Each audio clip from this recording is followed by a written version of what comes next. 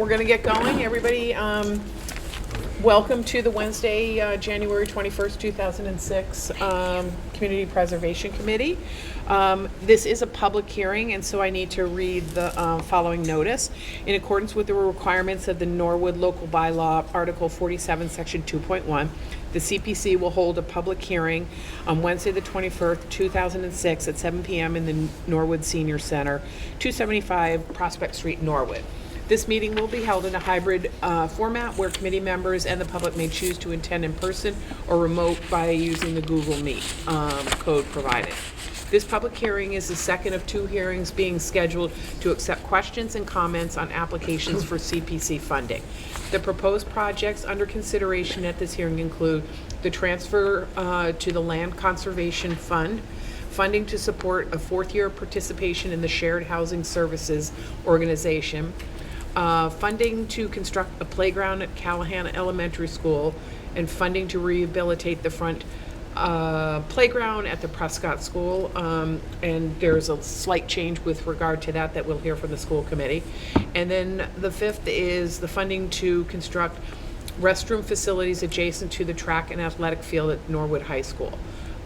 Any questions can be directed to the Community Development Department at the Town Hall during normal business.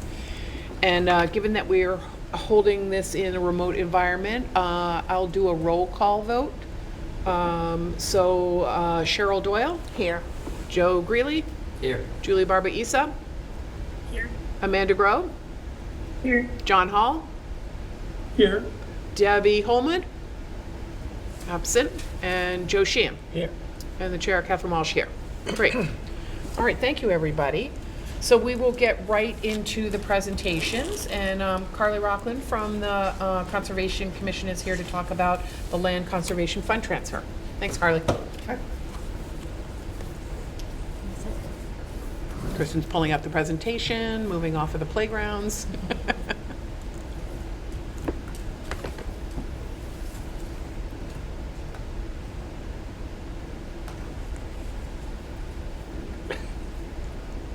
Then click on the icon of this, you got it, and then share.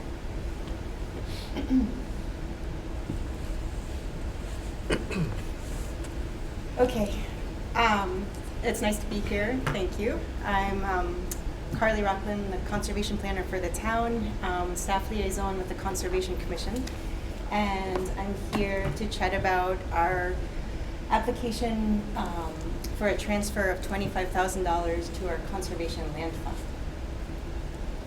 Please go to the next slide. Our Conservation Land Fund allows us to do due diligence activities like surveys and titles to research potential land purchases. Potentially, once the fund is large enough, we might be able to buy land as well, which would be ideal. We've put together a list of our high priority parcels for land acquisition. We'd be very excited to have more conservation lands. The CPC funds are separated from the rest of the Conservation Land Fund so that those funds are only used for uses that are agreeable to the CPC. Okay, next slide, please. Here are some of the uses for the Conservation Land Fund. Land purchase, maintenance of or capital improvements to the lands, monitoring conservation restrictions, expenses related to land purchases, as I discussed before, title searches, legal expenses of deed preparation and title passing, investigation of land before purchase, GIS expenses, and recording votes on land transfers. Okay, next slide, please. So the proposed $25,000 funds transfer would augment funds that we currently have, just under $180,000. Each year, town meeting adds $10,000 to the Conservation Land Fund. Okay, next, please. So we've been working with volunteers in the Land Acquisition Working Group. It consists of some members of the Trails Committee and staff from our Community Development Department. And we've come up with 17 land parcels that are high priority for land acquisition. And so we spoke with Eric from the Finance Committee. He helped to advise us on how to think about funds for these purchases, consider what we have currently and how much we may need to buy these. So while it's a challenge to predict how much the land would sell for in the future, we could look at how much the lands are assessed for, what their assessed value is, and also consider an average cost for due diligence activities. So I averaged the due diligence cost for about $5,000, and then I looked at the assessed values for the lands. I worked with our assessor's office in Town Hall, and we came up with some figures. All right, if you could go to the next slide, please. So this slide shows the total assessed value for 15 parcels and due diligence. 2 parcels are missing because the town has yet to understand the ownership behind those 2 parcels. So we're just looking at 15 here. And so can I walk up to the screen? Yeah. Does this work? Please do. Helps me to talk about this. Okay, over here for all 15 parcels, the assessed value is... Carla, let's just confirm that they can hear on the remotely. Can you guys hear? Okay, great, thank you. All set, good. Okay. So in the 3 bullets here, the top bullet is if we were to buy all 15 and include due diligence, here is the approximate value with due diligence, so $92,500,000. For 14 parcels, if Workman's Hall was donated, it would be about 92. If many of the parcels were, so if we had easements to some, others were donated, and we purchased several other parcels, it would be sort of the lowest figure would be 11 million, about $11,500,000. So all to say that considering how much money we currently have in the conservation land fund, we could build it far greater, far higher than currently to reach our goal. So I think that the request for $25,000 isn't too high of an ask, it seems to me, because of these parcels that we would love to add to the conservation portfolio. Okay, please. This is a little bit about the Conservation Commission. Besides managing and acquiring land, the Conservation Commission, or CONCOM as we call ourselves, enforces the Massachusetts Wetlands Protection Act and the Norwood Wetlands Protection Bylaw. Through the above activities, the CONCOM helps to protect our community's land, water, and other natural resources. And on the right is a picture of our Conservation Commission this year. Okay, benefits of conservation lands. I guess I don't have to go through all of these. Suffice to say, it protects our environment. It helps us be more resilient with climate change. It improves our quality of life. It offers opportunities to recreate, to relax, to explore, to learn. Okay, please go to the next slide. Acquisition of open space also helps us to meet town goals in various reports. For example, the Norwood Open Space and Recreation Plan. And if you would go to the next slide, please. And also the Norwood Sustainability Action Plan. Okay, please go to the next slide. Currently, we are working on the Guile Pond feasibility study, getting ready the request for proposals so that we can receive bids on that work. If you would go to the next slide. Previous CPC projects, conservation fund transfers, and Cooper Park, Alevizos Park, the pavilion there. Okay, if you would go to the next slide. Thank you. That is a picture of land off of Vanderbilt, where the Trails Committee has been building trails. It's very beautiful. What questions can I answer? Any questions from members? Cheryl? I have a question. At the beginning on the slide, you said you were mentioning what the money could be used for, and you had maintenance. Okay, that's not for CPC though. That's sort of general conservation land fund, but not CPC funds. Okay. So we would, if Kristen, if you could go back, that would be helpful. Thank you. I guess, yeah, keep scrolling. It's like at the very beginning. Right there, if you go Right. uses of Yeah. the conservation land fund, if you look at the bottom, the final paragraph, CPC funds are segregated only to be used for uses acceptable both to the land fund and CPC. To acquire, create, or preserve new lands, but not upkeep, rehabilitation, or restoration of existing conservation land. Okay, because I was going to say, why would you use that money for maintenance if you're trying to acquire? So that's good. Thank you for the clarification. Sure. Joe? Have you used any of the money yet for any of these uses you're talking about, any of the due diligence? We ended up not using the money for, I believe, for 55 St. Paul. I think, yeah. So I don't believe we have at this point. Did we do that out of administrative funds, right? I think Yeah, so. so it was out of Yeah. our regular operating budget funds. But arguably, if we had not insufficient operating, we would have been able to take it out of there. Okay. Great. Thanks, Joe. Joe? Just going forward, Carly, this is, it's a perfect use of the funds, it's a perfect use of CPA funds. Going forward, you know, there's a couple of numbers in there, 92 million, like it runs a gamut of 11 million to 92 million. We may never get to those levels. Yes. But Really? how do we, like, we may. Yeah. I don't mean to sound pessimistic, but. Eric like- might be doing an eye roll right now. Yeah, thank Yeah. you. But how do we, like, how is there some feedback as far as, like, going forward, if we're approaching 180,000, like, how do we make sure that we're not putting money into this without any result?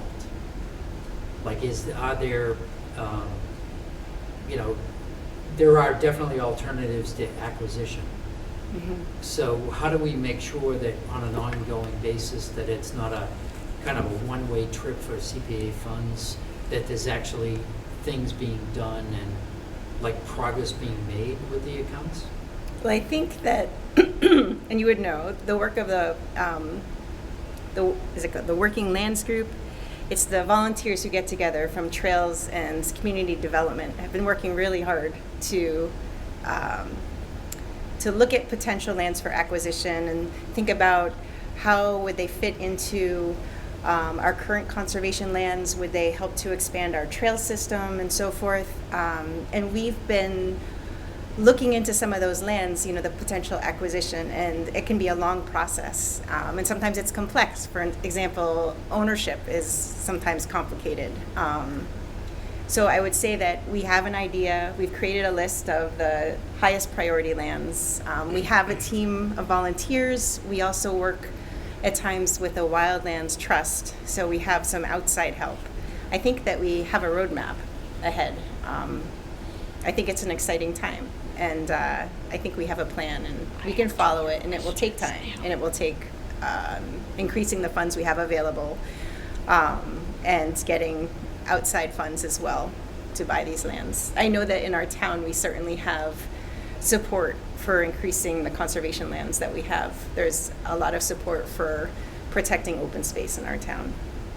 Thanks, Carly. Cheryl? And, sorry, one more question. Oh, sure. If- Yep. Just if somebody wanted to make a donation, like if somebody from the public wanted to make a donation into this account, how would that happen? Like, do you They know? could write to conservation@norwoodmass.gov or give us a call. Go to our website, go to the Conservation Commission web pages. You're welcome to contact me. Okay, thank you. Thanks, Joe. I think, John, did you have a question? I think you might be on mute. Okay, hear me now? Yes, thank you. Okay. I was trying to figure out the implications of the size of the contribution we're making this year, it projected out, and the lowest number that the package we were aiming to do would come in at. So if we're trying to buy something that costs $11 million, and we're going to be putting in $25,000 a year, it will take 4 centuries. And I'm guessing that we aren't planning to do this when Julie's grandchildren's grandchildren are old enough to enjoy it. But what I don't know is, what is the real plan that has other sources of income that are more on the scale of what's needed to get to this in some reasonable fashion? Okay, if I might speak to this a little, I would break down those large numbers that I gave. I think that was to give an overall sense of like the highest amount of money, you know, the sort of assessed value of all the lands, for instance. But if I were to look at these parcels that are of interest, you know, some are under $20,000, for example, for assessed value, and that plus $5,000 of due diligence is like $25,000, you know. I think there was easements too. Yeah, there are easements, there's donations. I think that, you know, small amounts can get us far, whether it's looking into a potential land parcel for donation or for easement, that would put more land under our belt. I mean, we do have, for example, the Bay Canoe Launch, which is an easement. So we do have some of those lands currently. And it could be local contributions for grant funding too. I Well, haven't. I think since we've gotten this far, we've got a few years of donations in, it's not unreasonable that either this time or the next time you come in with a donation, we start saying, you're looking at parcel A.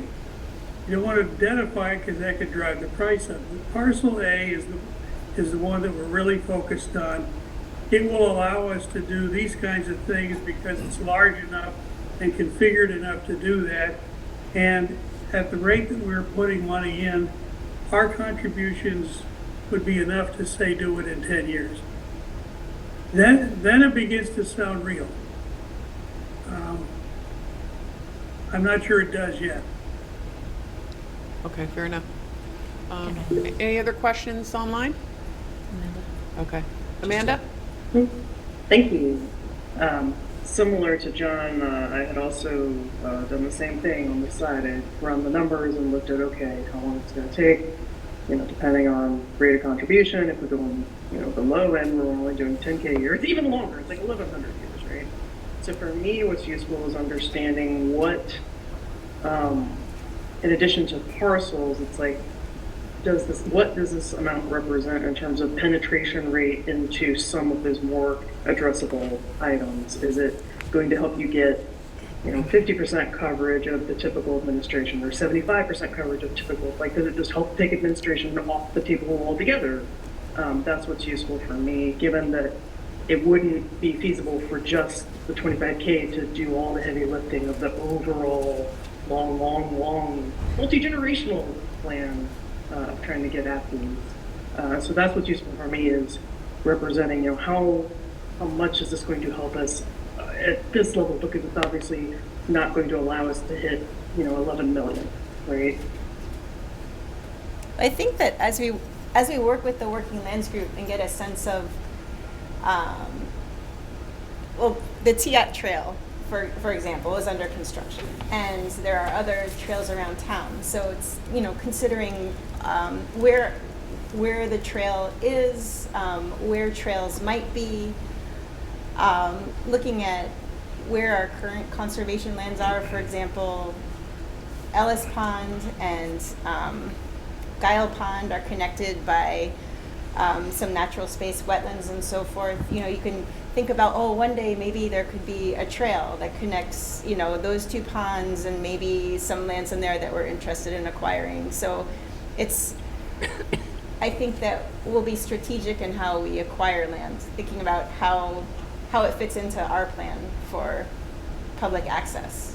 So I don't think we have to buy everything all at once. I think that we look at what lands would be most beneficial to us, and also what are actually accessible in terms of purchasing. And then are you any concerns about length of time for projects if it's now having to meet two different bodies, you know, scrutiny? It's conservation scrutiny but also making sure that, you know, like Cheryl pointed out earlier, we can't use CPA on maintenance. And so is that going to cause any projects to suddenly become administratively longer just because you have so many more people that need to do approvals on it? I think we would be strategic in deciding which monies to use for which projects. You know, looking into grant funding. I think we just have to do research into why we would want to acquire land and how we would want to use it, and then use the appropriate funding. Those are the only questions I have. Thank you. John, and then we'll go to Cheryl.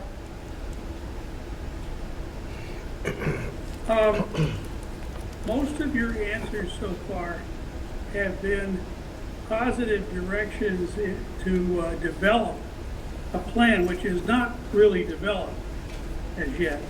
Hard to say yes to something that is, so we won't be using these numbers, but we might be using those numbers. And I think if instead you came in and said, we're building our example around trails. Trails are, segments of trails are within our affordability range. No matter which segment it is, we're talking about a couple of years at most to get enough money to be able to make that purchase. If we can join it up with a master plan out of the Trails Committee, where they're aiming to buy specific trail segments that give you a trail through Norwood, which can be promoted for recreation in a lot of ways that no one trail segment could manage to do, I would get a lot more excited about the realism of this project. Right now, I've got to sort of imagine that all of these strategic questions will be answered in a way that's feasible and attractive at some future time. And I think we've been into this long enough that it's not unreasonable to ask for a plan that, while still speculative, nevertheless by itself looks realistic and would be an example of whatever the final plan then turns out to be. I think I can understand the desire for that. I think it's important, on the other hand, to also have a pot of funds to be able to use for potential purchases. And while we're interested in providing public access, you know, via trails to open space, we're also interested in purchasing lands that protect natural resources or are adjacent to natural resources. So I think that there's different reasons to purchase land. And I think that although we don't have a specific plan right now to purchase, you know, this land, then this parcel and this parcel, I think that it's still very important to have the funds there so that we can purchase lands in the future. Well, I think part of it is the opportunity to purchase. Like, Yeah. we don't know, you know, if something comes up suddenly and gives us the ability to get something, we have at least some funds to do some due diligence. So, okay. John, are you all set? I'm going to go to Cheryl, then Joe, or you still follow up? Just that I don't feel that I've been persuasive enough about how to develop a more realistic and attractive, but still hypothetical usage of the funds within the limited time that the most long tenured of us is going to be on this committee or that sort of thing. I think it's too hypothetical. It needs to be more grounded in order to attract a full majority of this committee and other decision makers upstream, I would think. Okay, thanks. We'll go to Cheryl and then Joe Greeley. Carly. So mine's twofold on money. I don't know if you recall, like last year, we had only done 10,000, but government side had done 10, because that's how that fund had actually started, was on the government side. It was always 10, 10, 10, 10, and then when CP... You mean operating budget funding? What do you mean when you say government? Yeah, the town side, yeah, Okay, the operating operating. funds. Yeah, Got it. Okay, operating, got it, got okay, it. sorry, I'll Yeah, yeah. clarify. I do government school. Okay, That's how got I it. do it in my brain. Okay. So then last year at town meeting, several people had stood up and they had concern with it only being a 10 and a 10 and only being 20. And like John said, it'll take forever to get there because Julie's great-great-great-grandchildren won't be able to use this for a while. So I realize you've increased it to 25. So my question is the town side giving their 10,000 like they've done in the past, so then this year it'd be 35,000. And then as you're moving along, because of the fact we do have an open space pot, would you be looking at like increasing it for your ask later on down the road to get to your end game that you want to do? And I think John's question to you would answer a lot of questions to town meeting, because they are going to ask, what is your game plan? How are you going to go about it? But I think it's also the opportunity that now that you guys know it's a question, that you could actually go back to Concom and then start prioritizing, since you've already like basically earmarked these different areas. So Okay, that's- as Concom rep, can I jump in? So I Sure. think what we're talking about in terms of the limited amount of funding that we're asking for and that we have built up over the years, we are never going to purchase land. And so we are never going to have the $11 million to purchase a parcel. But I think the reason we want to build up a fund is to be able to respond to a potential easement coming available, or a potentially like a pocket park to be able to support the trails. And so, John, I hear what you're saying, and I think the Trails Committee support could probably be where we could make the greatest impact. So I think it's disingenuous to think that we're ever going to build up enough of a reserve to buy a parcel of land. But could it help us do some due diligence? Could it help us develop some materials that could support a potential grant opportunity? Or could it support the trails in a way that could expand the network? So I understand what you're saying in terms of prioritizing what we're going to do, and part of that, of what Eric guided us in, is let's think about all the land that we would potentially be interested in, but that's very lofty and we will never get enough money to do that. It's So a heavy I think we lift. should stop talking about that and think about the smaller things that we can do to position ourselves to take advantage of any additional funding, or to support any other entities in town that need some help with smaller stuff, whether it's deed searches or, with title searches, restrictions, that type of thing. Carly, do you want to add in? Yeah, I meant, one of the slides in the presentation shows a page, a graphic from the Open Space and Recreation Plan of private land parcels that were of interest for acquisition. And that has influenced heavily our land list as well. So, John, in terms of a strategy and priorities for land acquisition, that's also one of our influences. So it's not out of thin air. We are looking at trail access. We're looking at protection of natural resources. We're looking at decisions made during the Open Space and Recreation Plan, the drafting of that plan as well. And then we look at what land parcels have come up for acquisition or donation or easement potentials. Great, thanks, Carly. Could I Cheryl? get my Yep. question answered? Huh? Are you all set, or are you still? No, I didn't get the answer to my question. which is, is the is Yeah, the town town contributing the gives 10? I don't know the We answer used to that. go 10-10. Now, because town meeting goes, give them more, so now you've requested 25. Is town still giving 10? I don't have that answer. I can look into that, but I don't have it specifically. I think we'll need to address that as part of the, if we move forward to town Yeah. meeting. 'Cause Yeah, I that'd hear be- what you're saying, yeah. That's a It's a big quick way to interest. do it. Yeah. And it'd be Yep. nice at some point to have, if they stay doing the 10, and then Yeah. do 40 from us to start hitting 50,000 a year, because that'll grow your Did pot she a just say lot 40? I faster. think she said 40, right? Okay. Yeah, so we'll get an answer to that before know we go to Joan's town gonna meeting. shoot me right I know, now. I know.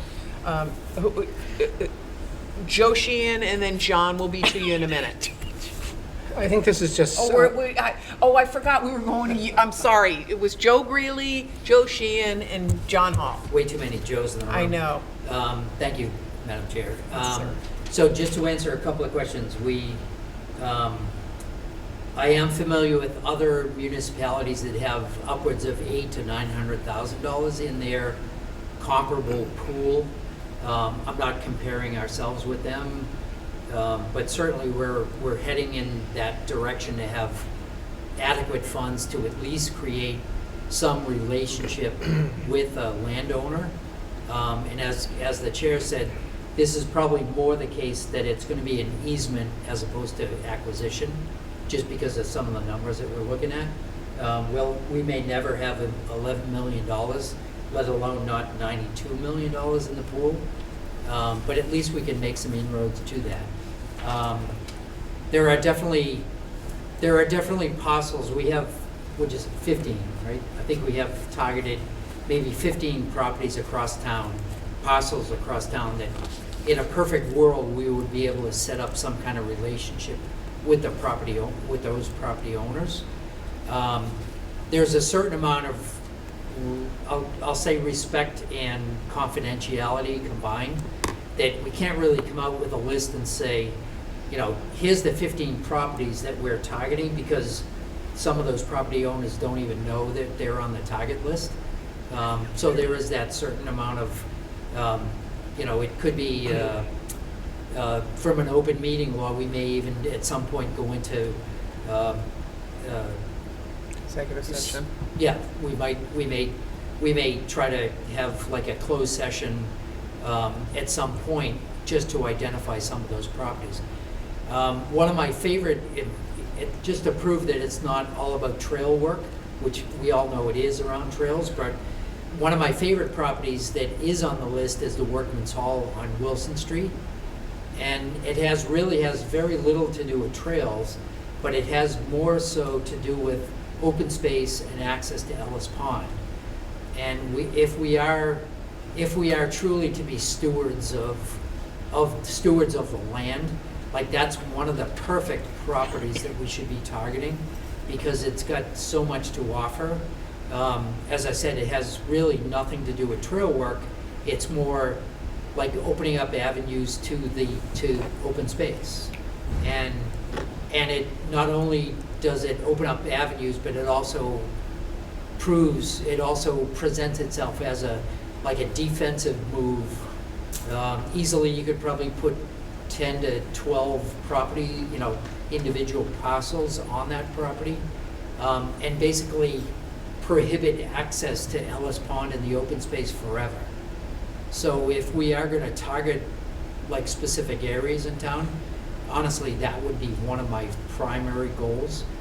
We have put together, Carly and Alex and various people, Sarah, various people at Town Hall have been great to work with. We do have a list of targeted spots. We just can't kind of divulge all of the spots, but all the parcels. But we definitely have a plan. We just need more money to be able to go into this pool, so that we can start working with those parcel owners to create some kind of relationship. So, Thank you, Joe. I appreciate it. Joe Sheehan? Just when you were talking about acquisition of land and saying we may not be able to have the money for large parcels, but I believe Joe had mentioned something before where we had adjacent land, and there was a very small piece that was going to be donated to us. But the money here would go toward the due diligence that would allow us to accept the land, because certainly the person that was going to be donating the land, we wouldn't expect them to pay all this due diligence type money. And, you know, so that's where this money comes in, and it can be very helpful. And who knows, you might have some large donation someday, and you might have someone has adjacent land and they say, well, we really don't need it. And it might not be a big parcel, it could be a, you know, but it could also, who knows. But it's great to have this money for the due diligence type things. And then we just have to wait for Joe's donation. He brought them up, and so Yes, it exactly. sounds like he's I know. itching. Fingers crossed for the big donations. Great. Mr. Hall? Thank you, Madam Chair. I would caution that if the phrase "will never be able to buy any land" shows up anywhere in the minutes of this meeting or a report town meeting, you could just pack up and go home. Point well taken. What we need to do, I really feel this very strongly. We need to make the possible uses sound like things that could happen and would be worth having if they did. Now, it could be, you kind of teased around the edges, all of you have. You could have example one. We can afford some trail segments which will build up the larger trail network, and here are a bunch of ways in which that will enable Norwoodans to have more fun and over a wider area. That could be one. You could say we'll be able to afford easements. Now let me explain what an easement is and why that is worth having by itself, because I wouldn't be able to answer that question with my knowledge, but I'd like to be educated so that I could. And then you say, and we realize that at some point we're going to have to attract donors of sizable amounts of money or donors of sizable pieces of property. We believe that we're building this fund up enough to show that the town of Norwood is serious about this. We're putting in real money, and we're hoping to make it attractive to a donor who can see that their money or land, if they donate it, will go in with matching funds that are going to produce something really special. And you're giving a description that's not specific to any particular properties but it's types of properties, it's types of purchases that are valuable in and of themselves. They aren't just a foot in the door for a project that'll require an explosion of funds from who knows where down the road. So that's my suggestion. I think that's a good suggestion, John. That's a good list. Thank you. That's helpful for me as a Concom member. Okay. Any other questions from people in the room? Yes, sir. So you have a lot of small parcels and everything. How are you going to get around all the closing costs? I think that's what the fund will be for. I mean, that will get eaten up big time, I would think. I think we continue to build our fund, and we look into other grant funding and so forth to purchase land, and we continue to move forward. You know, we strategize and choose lands. Yeah. Yes? Yes, years ago, we lost opportunities to do some purchases of land, acquisitions, anything down, that came down the pike. I think this is a good step forward to build up that kitty and have the, if something comes around, I think the pocket park idea, makes sense. I think, the listing of what you started talking about, what Joe mentioned, it's a step in the right direction. I mean, and if you do nothing, we're back, and I can reflect on things that I saw coming down. We said, how about we do this? There was no money there. That opportunity just went by. So at least it's a step in the right direction. Thank you. All right. Any other comments, suggestions? Great. All right, thanks, Carly. Appreciate you being here. Thanks, Carly. Thank you. Okay, great. All right, so we'll move on to the second project, which is the Shared Housing Services Organization. And I think we have Sarah here to present on that. Thank you, Sarah Dixon. Hi, everyone. I'm Sarah Dixon. I'm the Director of Community Development for the town. I'm here to speak to our department's request for continued funding for the Shared Housing Services Organization. And I'll keep this brief because I know this is a familiar request, I think, to each of you. This application is for the town's share for our Regional Housing Services Coordinator. We've contracted with initially it was Answer Advisory, now Accenture, a consulting firm who works with us and several other municipalities to provide specialized housing services. The main goal of this funding is really about preservation of affordable and community housing in Norwood. As you know, the participation in various affordable housing programs requires a lot of compliance with various state regulations on marketing and managing fair housing laws, and monitoring these units is an essential component of maintaining our compliance. Being able to preserve these units both on the regulatory perspective, keeping them on our subsidized housing inventory, which is our official log of all of the affordable units we're required to have in Norwood under State Chapter 40B, is a preservation component, but also in the service delivery, making sure that these units are actually available to income qualified households, is the also important and less regulatory part of this. So to date, our housing services provider has been working on bringing us up to speed, putting together our files, making sure that all of our files are in order. That's what we've seen kind of occupy their time, especially in the first year of funding. We're moving more towards being able to expand compliance to our home ownership units, which is something that was new for Norwood until we hired the service provider. And so you can see in some of the invoice detail that we've provided some examples of what that actually looks like on a billing level. I will say you will notice that the funds that have been expended in recent years has not reached the award grant that CPC and town meeting has made. And there's a couple of reasons for that.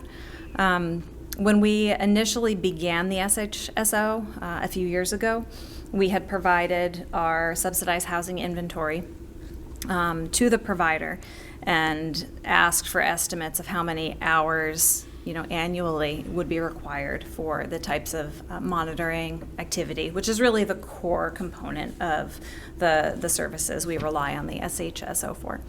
And they had responded with the hours and accordingly based on their rates, the $14,000. We've had, I would say, it's fair to categorize our movement on this as a slower start. The SHSO took a year longer than anticipated to form in the first place, kind of coordinating with all the different municipalities. I would categorize a little bit as like herding cats, so it took a little bit of while to get it up and running. And then once it was up and running, Answer had a change of ownership and also some personnel changes that resulted in some fits and starts. So I would say in our first couple of years, we were really starting to build the service delivery model. I am keeping an eye on it. I think we're concluding kind of one full solid year working with the core team that we expect to be working with going forward, and you can see in the billing activity that is increasing to a rate that I think is closer to what their initial estimates are. My goal on this was to kind of give it another year and see where we landed as far as service delivery to the total amount. If after, I'm satisfied that we're up and running, we'll look at two options. Are there services we can add, or should we reduce our spending request to CPC annually? In the meantime, unspent funds can be returned. But I submitted the application for the full 14,000 because I think it's fair to give them another year to really kind of build out our model, which they've continued to make progress in doing, and I've been satisfied with that progress. So I'll kind of leave it there and see if there are any other questions I can answer for you all about this. Great. Thanks, Sarah. Yeah, thank you. Cheryl? I have a question for you, Sarah. I know you can't like disclose like addresses or anything like that, but do you know how many's on the inventory list and how many's going to be rolling off? As of right now, we don't anticipate any rolling off. Okay. Yeah, so we don't have any expiring units in the next 10 years, I want to say, on the SHI, and that's been some of the work that we've done, is to renew expiring contracts. Making sure that our files were complete and intact helped us stay on top of that goal. And as far as the total number, I should have this committed. I can tell you the percentage. It's about 9% of our total year-round housing units. Okay. Great, thanks. But we John are Hall? within our safe sorry, harbor. sorry. Okay, thank you. Yeah. You all set? Sorry. Okay, John? Sarah, I think your projects are terrific. I have a similar problem to the one we discussed with our Conservation Commission people, is that the description of what you're looking to pay for is entirely in the language of what you'll be buying and does not sync up tightly with the categories of spending that are permitted under the CPC governing laws. Kristen has done a wonderful job getting that information on a single page, categorized by different sorts of projects and such. And I would suggest that you suggest what you want to spend the money on in those terms, and how much of the total price for doing the things you want to do would then be fundable under CPC funds, how much would need another source. Are you planning to get that from the town's regular budget? Are you planning to get it from donations? In other words, make it sound like it's a proposal to not just us, but to others who may be involved in the final spending and building and all, where the activities will be clearly, as Cheryl keeps reminding us, not maintenance, but rehabilitation, that sort of thing. Just so that whenever the questions come up from people who know the CPC rules and they see something that looks a little hinky, we can come in with a very clear explanation of this part we're going to fund, this part we're not allowed to fund, but we have our eyes on people who would be willing to go in with us to have a total funding package that would allow us to do X, Y, and Z. Certainly, to be clear, this is about unit preservation, which is the eligible use for CPA funds. Maintaining compliance with the long list of regulatory requirements for these affordable housing programs is essential to maintaining their active eligibility in these programs. So making sure that the units are preserved as affordable units to meet that community need is very much what this compliance spending is all about. Sarah, I can use your response as an example. You talked entirely in terms of the wording from your law. We're achieving compliance, maintaining compliance, and so forth. It needs to run parallel to a description in our language. It's rehabilitation, it's buying things, it's that sort of thing, so that it'll be clear to people who are the cops on your beat that you're using the money the way it's intended to be used and where it needs to be used, and it'll be clear to our people that we're using the money in ways that are permitted by the law, and that if executed will allow us to achieve a finished product. Does that seem reasonable? Can I jump in, John? I feel like The pre-application is where we go through the vetting process to determine whether or not something is eligible for CPC funds, right? And so is your concern tonight that some of what they're asking for is not eligible for CPC? Or are you just suggesting that they shift the language to use CPC eligibility? You make a good point, Catherine, and Yeah. I might say both and neither. Okay. As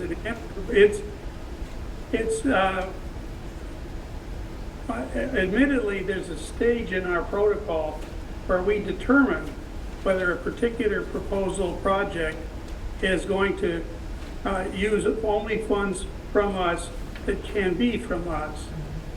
But if we give them a flavor of how often and to what degree projects that are complete and useful from Sarah's point of view, what they're trying to do, and yet this is how much of all of that can be funded through CPC, and they would have indicated that they would be happy to support it to that degree.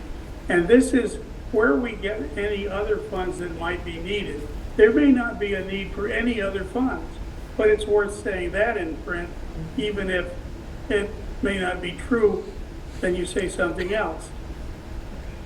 Okay. All right, thanks, John. The intermunicipal agreement, if I may, the intermunicipal agreement that we have and the contract we have with our provider is pretty explicit about how these funds can be used. And at no point are we contracted currently for uses that would not further the goals of CPA funding, which, namely is really all about the preservation of the community housing here. That's not to say, of course, you point out correctly that CPA funds can be used for, rehabilitation potentially in the right circumstances or acquisition. But right now, that's not in the intermunicipal agreement. The IMA is pretty clear about what we're contracted with Accenture for. If that were to change, certainly we would be reviewing that with a fine-tooth comb. To ensure that it would be eligible. CPA is a commonly utilized funding tool for participation in shared housing services organizations, and there are several of them statewide with dozens of communities that regionalize their approach to providing these services. Of the communities that have adopted the CPA, most of them are utilizing this as a way of being able to pay for these funds. So it's a commonly accepted eligible use, but certainly if the committee here would like more backup information on that from the coalition or otherwise, we'd be happy to provide that. Yeah, that's helpful. Okay. Cheryl? Well, I know Joe, and I think Joe wanted to go, so I'll go after. Okay. Joe Shane. I just had a quick question on the money and how many years we've been doing this. Are we in the middle of the second year right now or the third? This would be the fourth. So the fourth year would be starting next July. Correct. Yeah, Okay. so this is the fourth application. We've been up and running probably for, I'd say, 2.5 years, fairly. Right, and so I think we started out at 10,000, then was it last year Correct. 12 or something? Yeah. And how are we doing with funds that we have now that we haven't used? Yep, so we haven't to date spent the full appropriation that was made. But as I said, a lot of that is because this has been kind of a slow roll in ramping up the service delivery model. I am monitoring it, and I think I would feel comfortable giving it another year to kind of assess where we are. I'm satisfied with our provider. They've had some continuity in their internal staffing. They've been really able to pick up and build on the services that we're contracted for. And we're starting to move out of that phase where we're playing catch up. The reality is Norwood wasn't doing a lot of this affordable housing monitoring for many years. It wasn't something we had the the skill set and the capacity in-house to be able to do, which is a common problem. That's why we're regionalized on this organization. Lots of other communities weren't doing this work either. But there's some catch-up, that you play in doing that. So I think that's kind of consumed the first couple of years, and we're transitioning now to, I think, probably what this is going to look like going forward. I'd like to see, the numbers where we finish at the end of the next full fiscal year. And at that point, I think, my commitment to you is to kind of reevaluate and reassess where we're at. And that'll either take two paths, either it'll look like a reduction of the funding request for following years and a reduction on probably the intermunicipal agreement, so that we're not contracted for an amount that we're not funding. Or it'll look like reaching out to the provider and saying, what is outlined in this IMA or in your contract that we could add to the service delivery that you're not currently doing, and how do we get you to a place where you're able to provide, fill in those gaps. So that's where we're, I think, at. So on before that. this ask, we've had 3 years and we got a late start. I understand all that. Yeah. I'm just wondering, what are the numbers? Do you recall what the total would be for the first 3 years? And then I know that you have a number here for 15,500. That's as of So that's January, but I know all-time total. the year's not over, so I understand all that. I'm just looking for numbers. Yep, so it was under 5,000 for the first 2 years. And the amount billed to date in this fiscal year is just over 6,000. Okay, but the amount that you received from us would have been, is Was it like 10, 10? 10,000 in the first 2 years, and then 10, last year 12? was 10, 14,000. 14, 14. Okay. So 38 total. Okay. Thank you. Okay. Joe?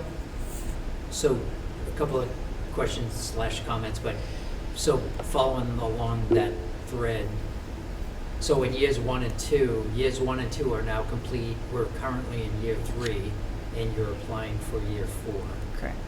right? So let's just look at years 1 and 2, if the application was for 10 or 14,000 or whatever the number was. Kristen, have we closed out those and taken the funds back, or are they still open? They're still open. Okay, so at some point, we should just say years 1 and 2 are now complete, we learned a lot, so let's close them and focus on current and future. So maybe that's something we could Absolutely. just to try to put that to bed. But if you look at the average for those 3 years, I know we're at whatever, 15, 16,000? So you can call it 16 for 2.5 years. So let's say on average we spend 7,000, I'm just winging it here, but let's say on average we spend 7,000. So in those first 3 years, and now we're looking for 14. So, so a couple of things. One, I would, like I kind of focused on a couple of the things you said, like specifically the words like preservation and compliance. So to me, that's not, you could say those as strategic, but I would hope that like our role could be more strategic. Like as opposed to like, I almost think everything that's been done so far has been in an effort to catch us up for years that we didn't do any of this. So maybe going forward, that the work, the spending that we build into a relationship can be more, I would like to think more like strategic. And at some point, and I'm almost thinking, to me, I would agree that let's fund year 4. So let's satisfy the application that's before us. But I would say at coming to the close of year 4, we just say, there's a fork in the road that says any of this work that's compliance and preservation related, it should be more like operating funds. Like that, we should be doing that every day of the week. We collectively, like the town. It's almost like maintenance, right? Maintenance, exactly, right. So those two things are more like just dotting the i's and crossing the t's. Yeah. Mhm. You know, do we have an inventory, and do we have Yeah. relationship with landlords and renters, and are we in compliance? So there's that set of the world, but I almost think that we need to be more strategic, and we need to say, you know, let's get to that fork in the road and say, what can we do better? Like, how can we feed the planning, you know, the planning board, for instance? I don't know if that's like a logical path. but there should be some things that this shared relationship is giving us that are value added, right? It's not just dotting the i's and crossing the t's. And I'm not saying anything that everybody else on the planet has already thought of, but there should be some outcome and result that this spend should be giving us that's beneficial beyond just preservation and compliance. With no disrespect to the work that's been done, but we should be looking for more bang for the buck. I guess that's my point. So. Okay. Go ahead, Sharon. I have a question for you. So a while back, we were trying to meet the 1.5 to control the 40 Bs that were taking over our town. We didn't have the rolling inventory or anything like that because we were like scrambling from scratch because we didn't have a mechanism for it. So since you're doing this, does this help that if we get another 40B project and they want to build it on the Tyco or Telco, whatever property it is, say that turned into a 40B, will this allow us to fight it, saying, yes, we are in compliance with the 1.5 and we have enough affordable housing and we have met all of our due diligence on it? We're currently still in our safe harbor. You can receive safe harbor under Chapter 40B in one of two ways. One is the 1.5% of total land area, which is how Norwood qualifies. The other is 10% of your total year-round housing units. We're very close to being at 10%. I think we'll hit it within the next year or two with the projects we have that are already permitted. But we enjoy our safe harbor status under 1.5%. And what that means is that if a developer were to propose an affordable housing development under Chapter 40B, we retain the local control to be able to say, no thank you, right? Any affordable housing development that we are doing, and we have been consistently engaging in that to meet our housing goals, is a, they call them friendly 40Bs. It's a more cooperative, collaborative process between the town and developers that it chooses to work with. So I would say that the work we're doing here is crucial to maintaining that safe harbor, because if we fall out of compliance with any of our regulatory requirements for these affordable housing programs, and they fall off of our subsidized housing inventory, that's less that counts on the numerator for our 1.5% or our 10%, okay. Both of which are again crucial for maintaining that safe harbor status. So nobody ever sang a siren song about compliance. I fully recognize that it is not exciting or it doesn't feel sexy in any way. But it really is a very integral part of having this housing inventory, is being able to preserve the eligibility of these units for our 40B, statute requirements. Okay. Thank you. Yeah. All right, any other questions? Oh, just a Can we quick go to one. John and then you? Yeah. John? Couple things from the discussions just now. Sarah, you mentioned that there are a number of other towns that have used CPC funds to accomplish these kinds of projects. That's gold. If you can have short descriptions of some of those projects, it makes it seem real, it makes it seem like us. So I would strongly encourage you to ride that horse till it drops. The other thing was you and Joe had a discussion where you said, and this is sort of like maintenance. Maintenance is the third rail of these projects. You step on it and you're dead. If there's going to be any acknowledgement that part of the project qualifies as maintenance, then the proposal will have to say, and that part we took out of the CPC funding and we'll be funding it through another source. Because if it's on the CPC funding list, it's just going to get bounced.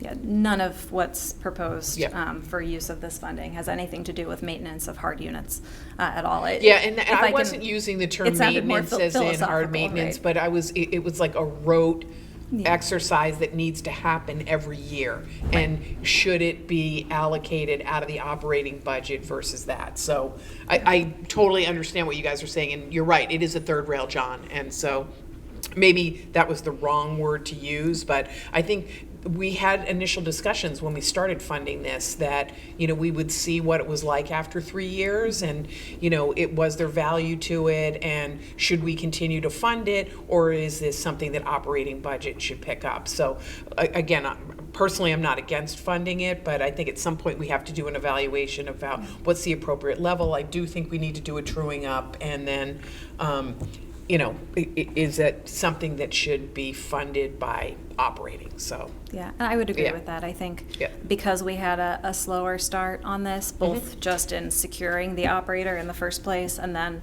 The kind switch, yeah. of bringing this up to speed, I think 3 years were probably realistically only maybe 18 months into that. Yeah. Kind of seeing what this looks like, but I agree. I mean, Yeah. it's something that I'm also keeping a close eye on, so I think we're on the same page about that. yeah, okay, good, Yeah. thanks. Joe? You just remind me, when you mentioned the 40B, and you might help me recollect a little better. I believe that there was a time where we put in for funds, I think it was CPC funds, when Paul was still here. And I think you worked with him, and you wanted to make sure that people who had the subsidized housing, those who were the landlords, they weren't all set up in perpetuity, and they were going to run out at some point. And you needed some funds to probably deal with that situation. And we were fortunate that the funds were given, but they were returned because you and Paul were able to talk to certain landlords, and they went with the perpetuity and kept these things on the subsidized housing list so that they would not fall off. That was CPA money, was it, or no? Yeah, so the was. award was separate from the SHSO. It was for basically a grant, essentially, to landlords in exchange for extending the deed restrictions on their affordable housing units to be in perpetuity. We ended up not needing to pursue that tactic, using that tool, so to speak, in our toolbox, because in part, the work that we're doing here to be able to locate original documents, which shouldn't be as hard as it is, but sometimes with these older programs, being able to get your files intact and get all of the original documentation can be a challenge. And some of these units came online decades ago. That's some of the work that our provider has done, is being able to find those documents, to put together complete files. And so for at least one of the expiring properties, we determined that it was initially funded through a HUD program that automatically renews. So even though on our sheet it looked like it was set to expire and might have if we hadn't been able to provide the state with those original documents, we were able to do that and zeroed in on language in those original documents that assured an automatic and guaranteed renewal. So that funding ended up not being necessary by virtue of the contract, essentially, that was signed at that time that we found. So those are the types of, that is the type of work I feel like that is a value add here. It does get into the weeds, it's wildly wonky, right? But being able to ensure that these units don't drop offline, again, both to satisfy our SHI and the 40B and making sure that's safe harbor, that's important. It allows us to retain that local control. But also on the ground, right? It means that there are families that continue to be able to reside in these units affordably and with supervision, and receive the inspections to ensure that it's safe housing and all of that good stuff. So on both levels, I find that I think that this funding is important to preserving the community housing we have. Okay, great. Thanks, Sarah. All right. Any other questions, audience? All right, great. Thanks, Sarah. Thank you so Appreciate much. it. All right. Thanks, Sarah. Kristen, how do we want to handle this? Because we've got the 2 school projects, and I think there's a little bit of a change of tactic, or, Yeah, so Sean Mannion is here to kind of speak to the change, so. okay. So we'll bring you up for 1.3 and 1.4 combo? Sure. Thank you. Hi, everyone. I'm Sean Mannion. I'm the Assistant Superintendent of Finance and Operations for the schools. I've had a chance to meet several of you over the last couple months talking about these projects. So you're in receipt of a letter. We're proposing a modification to these 2 projects, essentially rolling these 2 applications, sort of putting the projects off and putting forth a project to do a study on the playgrounds. And I'll give you some context going through that. So you received 2 projects, 2 pre-applications and applications for school playgrounds. They came to us in the fall. We had Mr. Brian Riley, the principal at Prescott, had some particular concerns and needs from the community about safety, and he came forward, and at the same time, totally unrelated, the PTO president, Megan McMore, came forward for Callahan School. They had some particular needs for a playground, and they approached myself and the superintendent and said, would this be appropriate for CPA? And that timeline was kicking off, so we said, you should go ahead and put in an application. So they did. After they put in the application, we got some questions from your committee, so we convened a couple of meetings. Kristen included on the letter today a summary of the notes from one of those meetings, very detailed notes. So we had facilities, we had the school department, we had the recreation department, we had 2 of your committee members. We got together and we discussed it, and a lot of themes came out of the discussions. Basically, price was one thing. You'll see that these proposals were very costly, and I think when you look going back in time, another thing that we realized is that on the rec side, they have a very good handle on their playgrounds. They have them inspected every year. They have a plan. On the school side, this was sort of a new realm for us, and in their even doing their proposals, they were sort of coming right out of the box to get estimates. We don't have estimates. We didn't have inspections. The history of the playgrounds at the elementary schools is that the PTOs over the course of 30 to 50 years have funded these playgrounds, and they were much more affordable back then, and people would come together and help assemble these playgrounds. The price has risen like a lot of things, so all of us were surprised to see the price proposals that came in. That's one thing that came out of these meetings. We realized we don't really have a grasp of the equity and a unified sort of study of the school playgrounds. We have that on the town side, but we don't really have that on the school side. We don't want to be, with funding concerns in the town as overall, the superintendent we don't want to be coming to CPA with huge dollar requests when we have our budget coming at the same time. So we want to make sure we can flush all of that out. So all that being said, there was a pretty uniform agreement that what would be a better use of CPA funds would be to fund a study of the playgrounds. So we would hire a consultant, we would get a condition study, we would get a thorough accounting of all the school playgrounds. They do have that on the town side, and that may be more appropriate for CPA funds. The common agreement was that because these projects have come up in price so much, it's more realistic to think of this being in this town capital cycle. Possibly it would be even 3-way funding, possibly town capital, some CPA funds, and some PTO funds in a future year after we get together and put together a study and get a grasp on what the true needs are.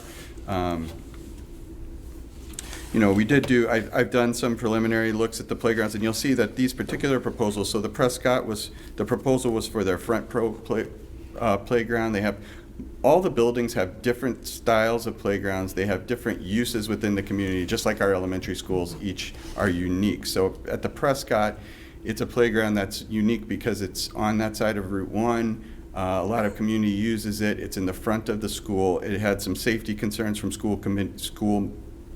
community members who play there not during school hours. That's why the Principal Riley brought that one forward. On the Callahan side, there's a very small footprint at the Callahan School. They only have one structure. It's very inequitable to other school buildings. They also have a lot of programs, as all of our schools do, for different types of learners, and there's no accessibility on those playgrounds. When you look at the playgrounds at the 6 elementaries, the middle school is going to have a brand new outdoor space. The high school, they have fields, they don't really have playgrounds, but the 6 elementaries, it's really a mix match. It's lots of different structures that have been put together over multiple years. I just did a preliminary sort of survey of what we have. There's a lot of them aren't accessible.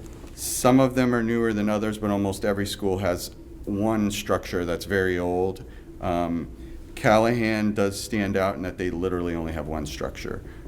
Prescott, they do have some very aged structures, and I think, all that being said, we also have an elementary plan going into effect next year. So all of our schools are being slightly modified and redistricted. For instance, Willett is becoming a K-4 school next year. All of the structures there, for the most part, are geared towards pre-K and K. So that's going to be an issue at the Willett school. So every school has a little bit of uniqueness in that manner, and that's kind of what brought everything together to the letter we submitted today, which, to summarize, basically we're suggesting that, and I don't know how it works on the CPA side, but we would basically not be requesting the playgrounds. We would sort of be requesting one study to be funded going into this CPA cycle. And just so, an assessment and a prioritization. An assessment and a prioritization. Okay, great. I hope, so anyway, I hope that was an okay description of where we've come from and where we've gotten to with this. Yeah, any comments for people on the subcommittee? Joe? Well, just the funds, the funds request, is that coming later? Well, the study would be the funds request. So we have to do Right. a quick estimate on that. It could be $10,000 to $25,000 for a consultant to do a study. That's the idea. What's coming? It's coming. It's coming. Yes, it's coming. Yeah. Yeah. Joe? So I think everybody, like the hairs on everybody's back of their neck gets all flustered when the word study is used. Basically, what's in front of us is exactly what the chair said as far as an evaluation and prioritization, because it sounds like in some of the subcommittee discussions that every one of the schools needs some work, some level of work, a scale of 1 to 10. So it's more, we received these 2 applications and then we found out that every one of the schools beyond those 2 needs something. So that's when we basically put the brakes on and we said, okay, let's try to get our arms around this. Mm-hmm. But I think the prioritization is more important. Right. We know that every school needs something. We just need to figure out what that is and kind of get our arms around that. Mm-hmm. Back in the day, there was the field study that did Mr. Miller in his wisdom said, let's call it timeout. Let's try to figure out where we start, what needs to be done, and how to proceed. And I think that's exactly what we have ahead of us here. And I think the discussion is, as long as we're all open to that and saying no school is more important than any other school, but the priorities guide us to, fund X over Y, and just to try to make sure that there's some reasonableness to that process. So It's not first come, first serve, right? Exactly, Yeah, which is yeah. what- And you guys are in the best position to make Yeah. that prioritization. That's really, we're happy to fund these, but we Mm-hmm. just didn't know, what sort of the town wanted and what school committee wanted. So Yeah. I'm thrilled that we've morphed it into this, and I think we can work together on a multi-year plan to do the necessary work. Cheryl? I'm actually thrilled that we got to this point, because between those just two playgrounds, it's sitting at $500,000. You have 6 elementary schools. A lot of them have more than one playground, and there was a potential that, say we move forward with just these 2 this year, next year we could have been hit with more that it would have just wiped us clean. Mm-hmm. And then we would have ended up either having to pick or choose, which this committee would not feel comfortable doing, or if it hit the floor at town meeting, there would be a very, very long debate, because it would be brought up that the school has the largest budget. Why is CPC funding playgrounds? And to me, having these meetings with you guys, it was an eye-opener. Like, I didn't know the playgrounds weren't inspected. I had no idea what the mechanisms were, and I was shocked how it went. So I think this study will catch a lot of safety issues. It will also be fair across the board to all the elementary schools without pitting neighborhoods, because I think that is the absolute worst thing to do to such a small town, to be pitting them. So I do appreciate the fact that you've come to the conclusion we do need an assessment on all the playgrounds and the best way to go. And also, you'll be able to use one vendor, because the rec department uses one vendor, which is actually much more cost effective. That's great. Great points, yeah. And I'm glad we got to this point, too. I think it was productive having those meetings with everyone. It was. So thank you. And thanks to the subcommittee for working with the school committee and the town on this. Any questions on the phone? Or Amanda? And then we'll go to Julie. Thank you. So one question I had was, given what we've learned about the way that playgrounds sort of come to fruition over time, where we are today, how common is it to have the more holistic view of, town-wide playground inventory and such? Like, if we're doing a study like this, is this sort of uncommon, or is this like, oh yeah, we have tons of examples of other school districts that have done this same kind of study? I could surely reach out to the professional group of school business leaders, MASBO. They're pretty good about responding. I know just from my prior districts, Norwood, we haven't done an elementary project yet, so none of them are new. So we have to address the playgrounds we have at the buildings that we have. Some towns do pay for inspections on their school playgrounds and try to keep some uniformity there, but I can't give you an overall survey. I'd have to go look for my colleagues. I think there's a mixed bag out there, though. I do think. Okay. It's a good question, Amanda. Thank you. All right, Yeah. Julie? Yeah, I just want to say, first of all, thank you for considering the equity. My kids are older now, and they're in high school and middle school.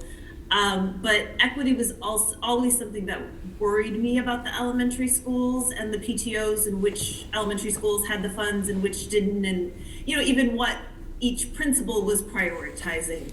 So I'm really grateful that you're doing this, and at the same time, I want to say thank you to Megan for pushing her project forward. We don't get a lot of non-departments, non-town entities kind of pushing a project, and I know that you're a volunteer, and it's a very thankless work. So I just wanted to thank you, and I'm sure it's frustrating to know that this probably means that your kids will have a playground for one fewer year. So I do want to thank you for that.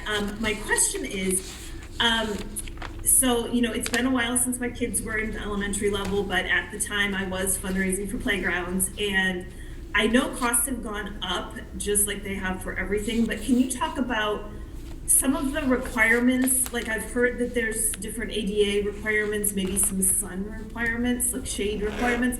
Can you talk about what's kind of driving these costs beyond just everything's going up right now? So I should say thank you to Megan and to Brian for putting in these proposals, because it's an immense amount of work, and it's so busy in the fall for a school district. They did a tough lift.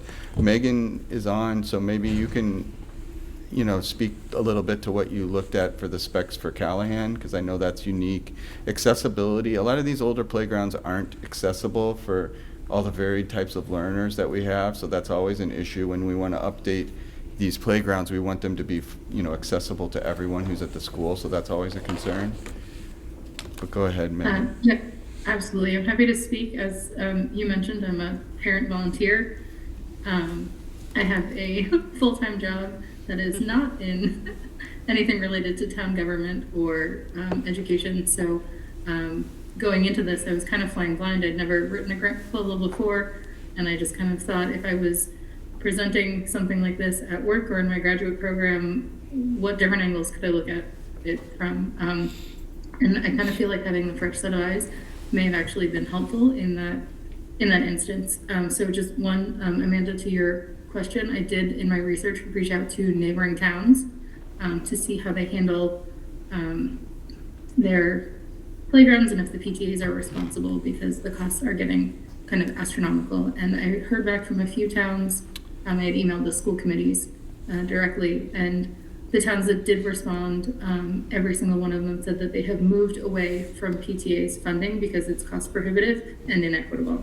I also asked a Massachusetts town north of Boston and a town in New Hampshire, simply because I am friendly with those folks on school committees and had easy access to them, and they both said the same thing, that it's they don't do that anymore, it's inequitable. So just to share, I don't know if anybody's done a study, but they are moving toward, at least toward that model, and the assumption then would be that the school committee would be working through a prioritization list for the funding. In terms of the proposal for the Callahan is very unique in that we have the smallest footprint of physical building, population within the school capacity, and then also the footprint of the land that we have. There is a field next to the Callahan, which the students are able to use a portion of during recess, but there are cones that are put out daily by the custodian. They're not allowed to go past a certain point, and actually most of that field is considered town and recreation land and not school land. So we are kind of limited to a very, very small specific portion of land where we would be able to build, and that pretty much already has our existing playground on it. So thank you to Sam with the Recreation Department for helping me figure out exactly what we might be able to do to expand the very small playground that we have. I will admit that our playground is new. It's probably the newest of any of the school playgrounds. It was installed in 2020, but it was fully funded by the PTA. And before that, we had no playground. My oldest daughter is in 4th grade, and she's quite honestly bored with it by now because it is so small. And when I joined the PTA, one of my biggest questions was, what can we do about it, and how is this PTA funded, because it's such a large expense. And so what our plan was to add a second structure next to it, and then the largest cost of our project was actually the poured-in surfacing.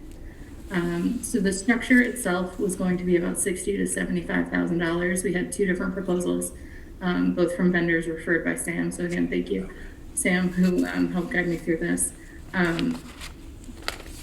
And then the poured-in structure was going to unify the play space. We were going to remove the mulch and have the poured-in surface go around the new structure as well as the existing structure to create one playground with 2 structures in it. That poured-in surfacing alone was going to be over $110,000 of the $200,000 that we requested. So we of course want to make the playground as accessible as possible for any students who may need it, for any community members who need it, and not just anybody, student in a wheelchair, but a mother with a stroller. So that was very important to us. I know it's very important to the committee as well, and to the town, to make sure that all of our playgrounds moving forward are as inclusive as possible. And then the remaining funds outside of that we had requested, the $40,000 or so that was remaining, was going to be for delivery and installation. So it is still a fairly inexpensive, quote unquote, playground at the $60,000 to $75,000 that was quoted. The playground structure that we had that was installed in 2020, pre-pandemic, when things were not nearly as expensive for playgrounds, I believe the quote for the equipment was in the $30,000 to $40,000 range. So that was probably 4 to 5 years of strong fundraising from the Callahan community to be able to afford that, and then there were volunteers to install it. It of course does not have the poured-in surfacing; it has mulch. And I will say that when we had the vendors come, as soon as one of them walked up, they said, "We have critical quality issues because of the way the mulch was." So, we want to make sure, not just from perspective of getting the port and surfacing to be accessible, we want to make sure that that's then also safe for students, no matter if some kid decided to, you know, push the mulch aside or what have you. So it would be consistently safe for all of the students. Great, thanks, Megan. Thank you. Of course. Sean, anything else to add? I think that was it. Megan had done an excellent presentation, which Kristen has, which has pictures if Yeah, anybody curious the to see. application was stellar. Yeah, you probably saw it already. awesome. And that was Yeah. amazing. Yeah. So you have some pictures and things of all sure. the buildings if you need it. Yeah. Any other comments? Yeah, I'll get to, okay. Jerry? Yes, in my previous life, I helped build all the playgrounds in the town. And we primarily used the same vendor that the school is doing as we did. And what I've seen since that time is basically the driving factors are the surfacing, where we were able to use mulch. And the biggest thing was that when we put them in, we were only required to have 25% applicable for ADA compliance. Now it's 100%. So that drives up the cost dramatically. The other thing that we did, I think this young lady mentioned it quickly, and Joe was part of our team, we did a lot of community builds. So we brought the neighborhood in and we built it. And so if a $35,000 playground would have cost us $35,000 to build, we were able to get it for another $2,000 to bring somebody in to help us build it. That put in, there was an investment in the community. They made a social event out of it. I think that paid dividends long down the road. So I would highly recommend to look at community builds. I think there's some concerns about warranty and who does the installation now, which has driven the cost as well. You still have a representative from the company that's there. Yep. And it's directing you what to do. So and if my understanding, it did not affect a warranty because they were right there making sure you did everything right. Got it. So That's great. Megan All right, well, it has- sounds like Megan has a- we got our first volunteer. I'm You're a pretty good digger. continued. Oh, awesome. Exactly. Megan's That's on. great. Megan? Megan had a question? One thing I just wanted to add that came up as a topic of conversation at our pre-meetings and that would be helpful into having the assessment is also studying the feasibility of relocating any play structures. So for example, if the Willett has 3 play structures that are geared toward kindergarten and then say the Balch has a playground that's geared toward some of the older students but needs something for that age, instead of building a new playground, can we, with the help of a vendor, safely and securely relocate one from the other to all work together? I have no idea if that's feasible. I'm hoping that's part of what this assessment can look into as well. To Cheryl's point of being able to streamline and have everything all under kind of one roof and get better pricing on things. I see Sean taking some notes, Megan, so noted. I think that's a great idea. It's sustainable too, right? You don't want to get rid of anything, yeah. Any other comments, questions? Joe? Just a couple of procedural questions. So if we're pulling these two current applications and replacing them with a study, hate to use that word, but An assessment, an assessment prioritization. Thank you. Because we're under a timeline as far as like our sequence of events, so we want to make sure obviously that falls within that sequence. Number one. Number two, I heard the number of maybe 20,000, but I think I don't think that's realistic. I think the number is much higher than that. So we just need to figure out how big is big. Mm-hmm. And then number three, where that study, like I almost would like to see that study being kind of a joint effort between, that would also include the input from Sam, the rec department, and maybe input from capital. I know the town manager has involvement in this too, but maybe there's some component of some involvement by the capital outlay committee. Mm-hmm. It could be only a school process, but I think it would have more, it would build momentum towards like what really needs to happen down the road is like a joint effort between the town side and the school side. Okay. So I think that's a good point. I don't know if that. Thanks, Joe. If that 20, Chris, I don't know if you can talk to the calendar or not, but. Yeah, so when like would when we would need that? something? Yeah. So, right now, you're scheduled to meet on February 4th, to vote recommendations, which I think gives plenty of time. There's an outreach to a couple of vendors, and I expect that we'll have some numbers back in the next 2 to 3 days. So, there should be kind of a general scope of work and a number to present. I think the outstanding questions would be, is the scope inclusive of everything that's been discussed here? Does it need to be refined at all? But I think, at a minimum, there would be a baseline to go off of, and this, the scope could be pared back when you get to the point of going out to bid on the project. So I think realistically, the end of next week, which is what, the 30th, 29th, 30th, would be a goal. And we can be in touch about those, yeah. Yeah. Good. Great. Thanks, Chris. Okay, any other questions, comments on this? All right. Thanks, Sean. Thank you. Appreciate it. This is great. Thank you. Wait, John. Hello? Oh, sorry, John. Sorry. John, go ahead. You didn't get to escape. Okay. I have a short suggestion.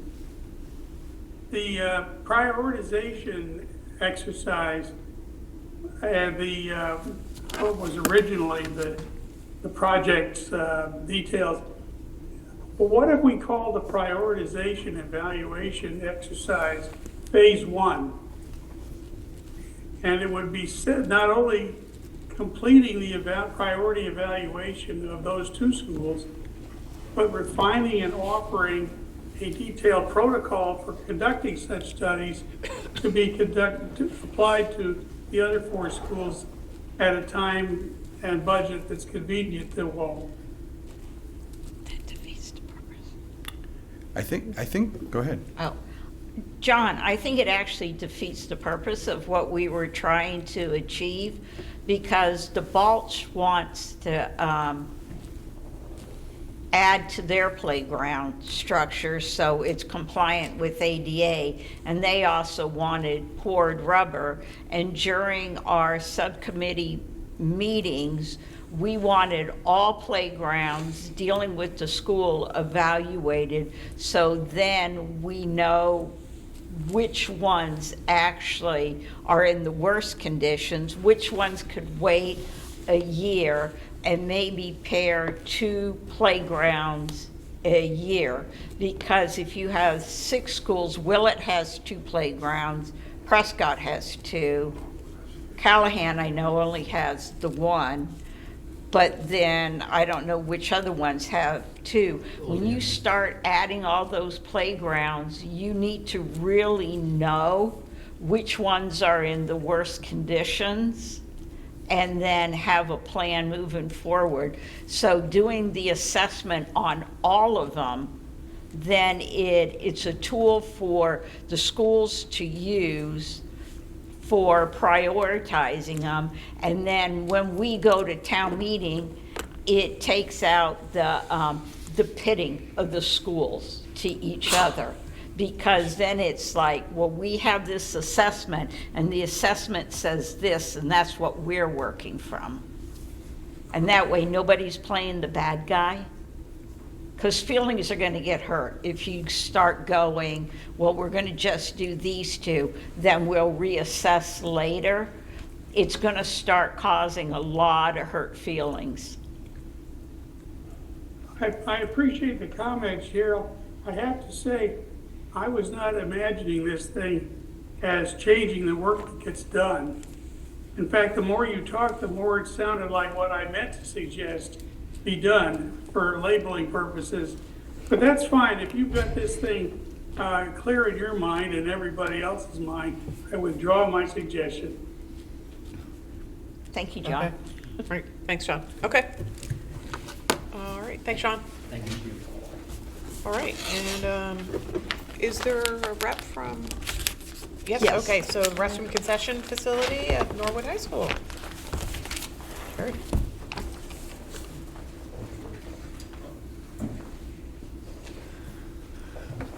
Good evening. My name is Jerry Miller. I am by default, the president of the Norwood High School Alumni Association. And I represent a group of about 20 graduates of the high school. And we were started out in 2010 when the new high school was being built. Up to about 2 years ago, we had members from the 40s, 50s, 60s, 70s, 80s. Our eldest member now is Mr. Vic Babel, class of 63. I'm class of 65. We do have members all the way up to 2020, I think. And first of all, I'd like to thank Kristen for being such a big help. I mean, we were trying to come up with some ideas how we could do this, and Kristen's been very, very helpful. So I'll give you a little history. First of all, when the school was being built, it was a model school, and the model school only allowed the school itself. There was no availability for the athletic facilities or a concession/bathroom. And we had a concession stand up there at the old school, but it was not part of the model school, and so it was killed.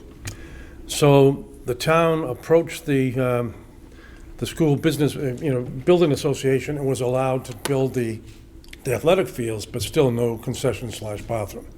So we took it upon ourselves. We had what we called the last hurrah. The last hurrah was the big party to say goodbye to Norwood High School. We had, between the day and the evening program, we had almost 5,000 people show up at the function. We were able to raise some funds to what we thought was going to be able to build the concession stand. And we were told by a good source that it was only going to cost about $30,000, but that was taking plumbers, bricklayers, electricians from the neighborhood. And then codes come into play. We didn't realize the codes required X amount of toilets in there, and we found that out the hard way. So we went from having a small little concession stand/bathroom to having something that had over 13 male and 13 female bathrooms, and the price came up to $250,000. We went to town meeting approved it, the $250,000, and we were happy, thought we were all set, ready to go. The construction company had left the site for all intents and purposes, and for them to come back, they said it was going to cost $350,000, so they had another $100,000 to it, which we went back to town meeting, and town meeting wisely said, no, we're not going to, be taken hostage by this, so they didn't allow that $350,000. So we sat for years trying to figure out what was going to happen, and finally, I just came up when you had one of your open sessions and asked, is there still a possibility we could apply? And the answer was positive, that we could apply. So that's what we're looking to do. We're looking to build a concession stand /bathroom up at the high school.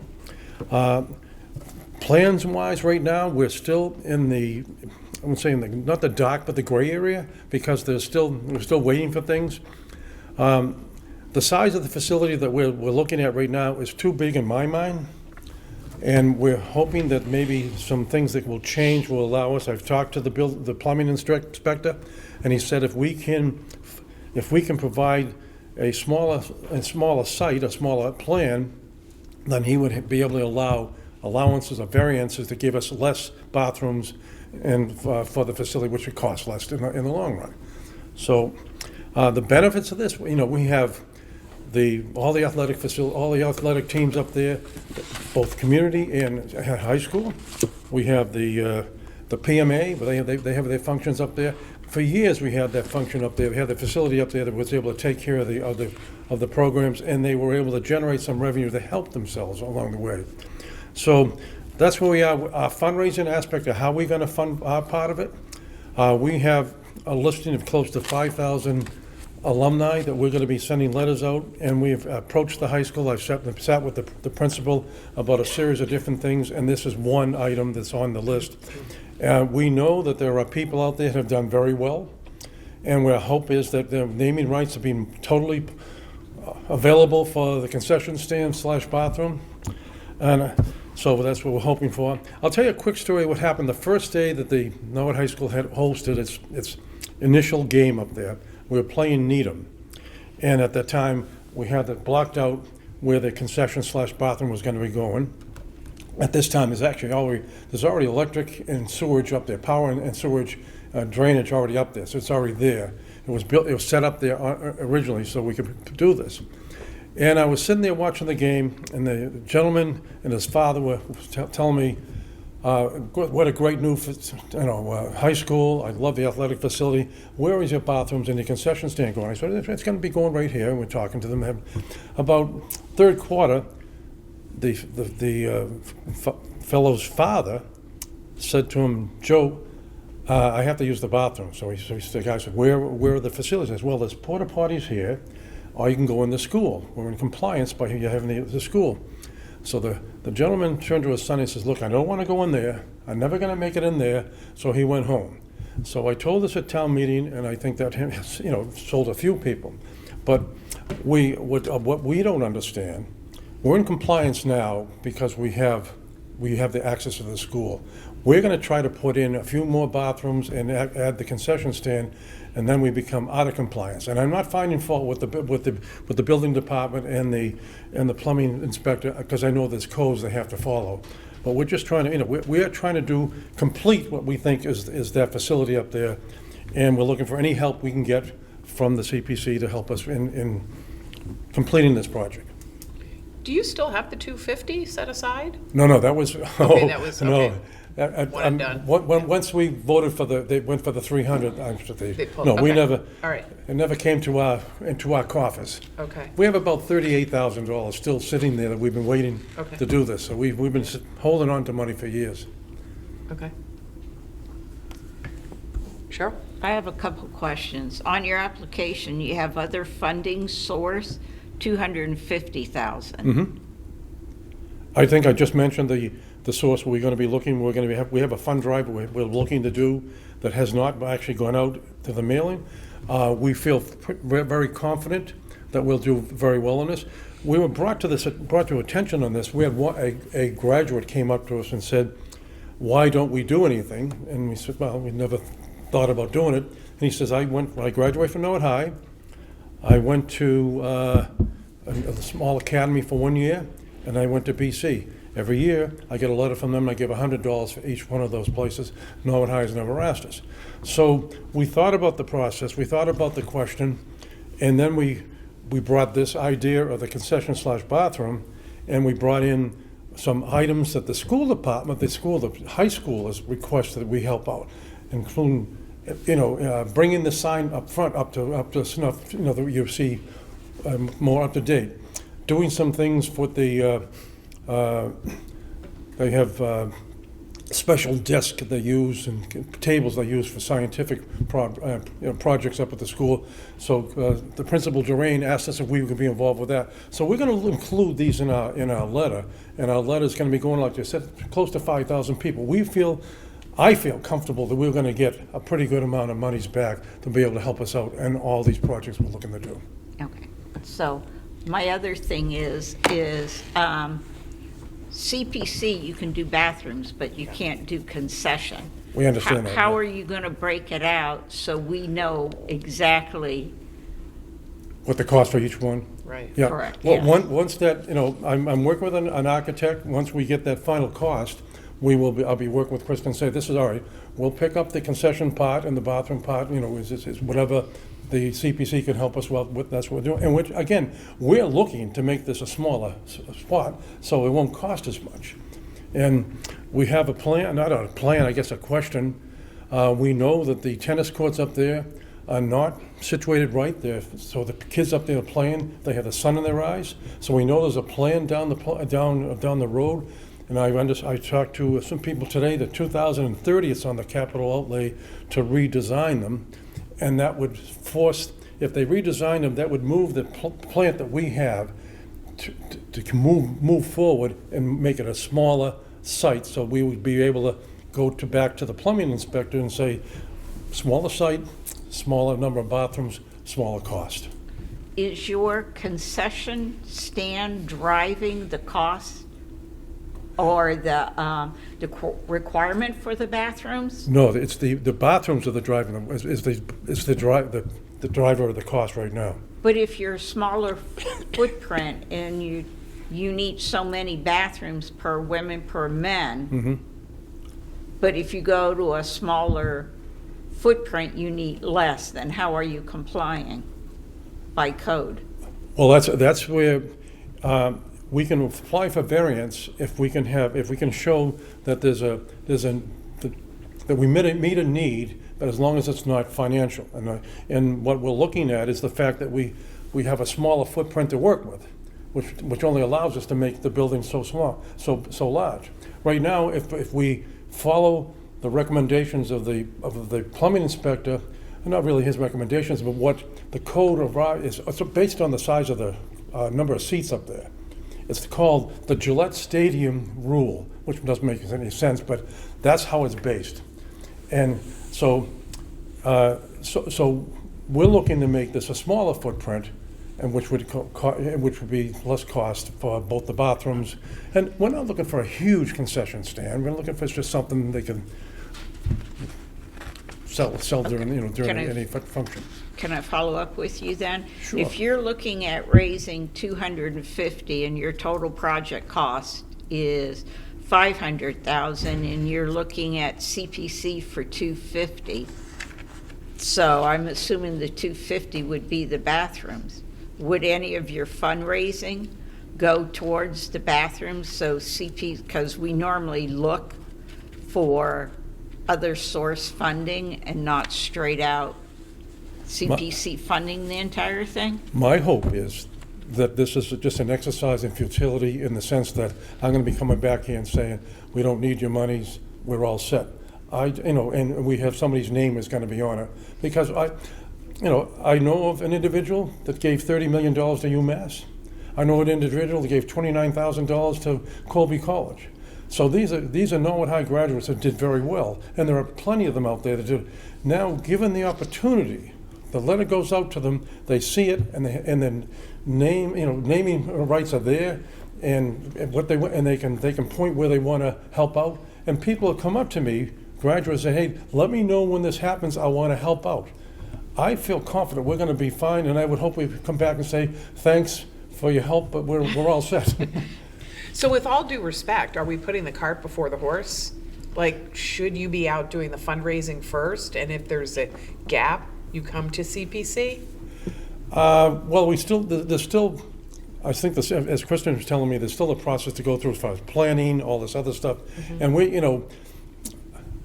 And possible, yes, we could be putting the cart before the horse, but we're not finished doing a fundraising yet.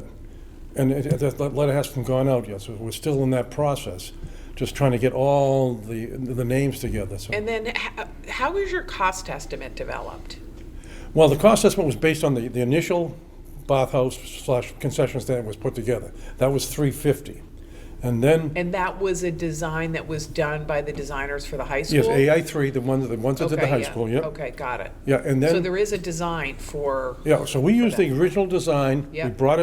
I brought it to Vertex, which is the company that now used to be Compass, and they told me they look for comparables plans that we could use and they said they couldn't find anything. So they put me in touch with a local architect who said he'd help me out. So he drew up and he says, look, going by the code right now, I have to provide you with exactly almost what they offered you before, which was the 13 and 13.